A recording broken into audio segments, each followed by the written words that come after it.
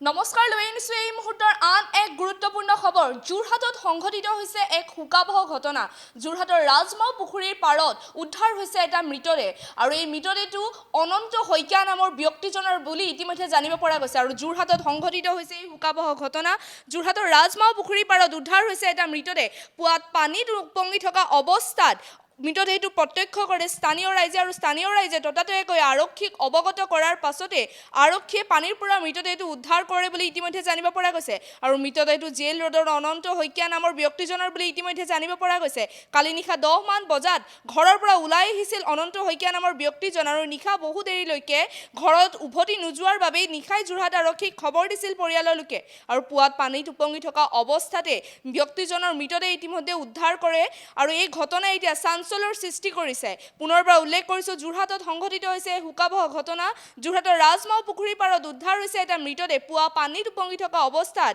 প্ৰত্যক্ষ কৰে মৃতদেহটো আৰু আৰক্ষীক অৱগত কৰাৰ পাছত আৰক্ষীয়ে ইতিমধ্যে মৃতদেহটো উদ্ধাৰ কৰিবলৈ সক্ষম হৈছে বুলি জানিব পৰা গৈছে আৰু মৃতদেহটো জেল ৰোডৰ অনন্ত শইকীয়াৰ বুলি জানিব পৰা গৈছে কালি নিশা 10 মান বজাত ঘৰৰ পৰা ওলাই গৈছিল অনন্ত শইকীয়া নামৰ ব্যক্তিজন আৰু নিশা বহু দেৰিলৈকে ঘৰৰ পৰা উভতি নোযোৱাৰ বাবে নিশাই যোৰহাট আৰক্ষীক খবৰ দিছিল পৰিয়ালৰ লোকে আৰু পুৱাই পানীত উপঙি থকা অৱস্থাত ব্যক্তিজনৰ মৃতদেহ উদ্ধাৰ কৰিবলৈ সক্ষম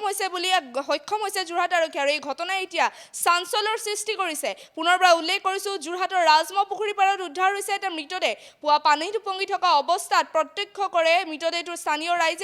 ৰাইজে ততাতৈয়াকৈ আৰক্ষীক অৱগত কৰে আৰু আৰক্ষীয়ে পানীৰ পৰা মৃতদেহটো উদ্ধাৰ কৰে বুলি ইতিমধ্যে জানিব পৰা গৈছে মৃতদেহটো জেল ৰোডৰ অনন্ত শইকীয়াৰ বুলি জানিব পৰা গৈছে আৰু কালি নিশা 10 মান বজাত ঘৰৰ পৰা ওলাই আহিছিল অনন্ত শইকীয়া নামৰ ব্যক্তিজন নিশা বহু দেৰিলৈকে ঘৰত উভতি নোযোৱাৰ বাবে নিশাই যোৰহাট আৰক্ষীক খবৰ দিছিল পৰিয়ালৰ লোকে আৰু পুৱা